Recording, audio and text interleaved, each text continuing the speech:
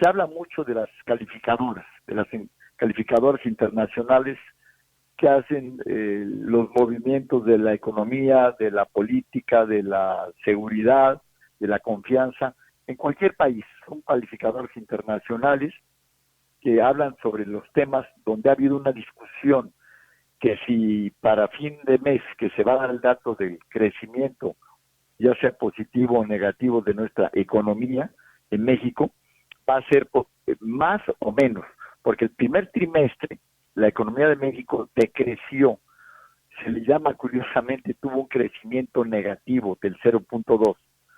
El día último se conoce la cifra real, pero se supone, los números nos indican que va a ser del 0.1 también negativo. Y eso pues técnicamente es una contracción de la economía, y eso nos lleva a una recesión. 2 trimestres seguidos, continuos, es una recesión. Pero la realidad es que un estancamiento económico o recesión, para el caso es lo mismo. México difícilmente va a llegar al 1% de crecimiento en este año. No es una buena noticia, porque los últimos 10 años hemos crecido económicamente con un promedio del 2%. Quiere decir que no está operando bien la economía, las líneas no son claras, entonces hay que dar un viraje al timón para volver a encauzar y que podamos seguir generando empleos y riqueza. Referente a los empleos, pues los primeros 6 meses fue una cifra muy similar a la del año pasado, 303,000 en los 6 meses. Al final de año quizá andemos cerca de los 700,000, pero falta porque México requiere 1,200,000 empleos al año. Nos van a faltar 500,000.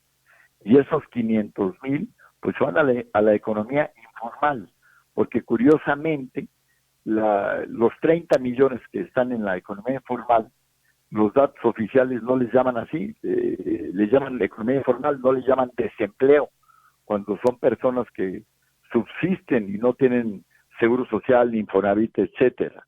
Creo que México tiene que sostenerse como la economía número 15 para que no perdamos nuestra calidad de vida, para que no vayamos a retroceder, y tenemos que evaluar todo lo que viene, porque se abre la puerta también en un tema muy delicado, que son los migrantes, donde Estados Unidos presiona para que México les pueda dar empleo, pero primero el empleo pues los llevan todos los desempleados mexicanos, que es el dato oficial que da el gobierno de 2,800,000, más los 30 millones de la economía informal, que no lo registra el gobierno desde siempre.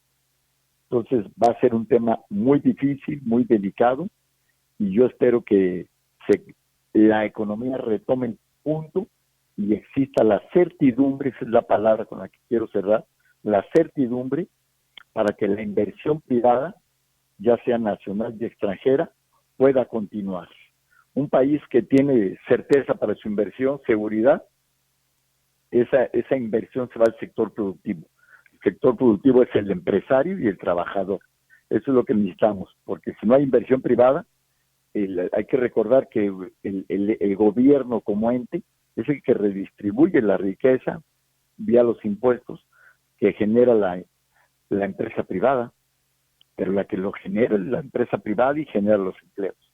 Creo que tiene que haber un cambio hacia las directrices de esta economía para que no perdamos la posición que tenemos el día de hoy, que es muy importante, la número 15 en más de 210 países.